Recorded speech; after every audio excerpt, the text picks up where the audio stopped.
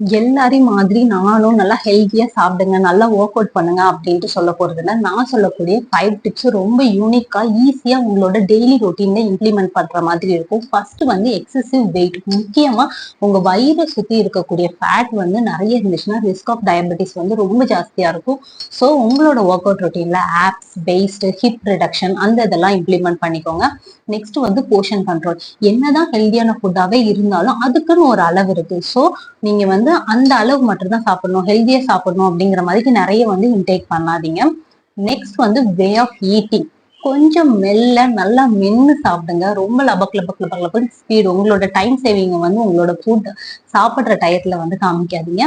Next வந்து walking. கொஞ்சமாச்சு நடங்க. தனியா வாக்கிங் போறதுக்கு ஒரு 30 மினிட்ஸ் கிடைக்காட்டினாலும் பக்கத்துல பால் வாங்க போறதுக்கோ தயிர் வாங்க போறதுக்கோ டக்குன்னு பைக் எடுத்துட்டு போறதை அவாய்ட் பண்ணிட்டு கொஞ்சம் கொஞ்சம் நடக்க ட்ரை பண்ணுங்க.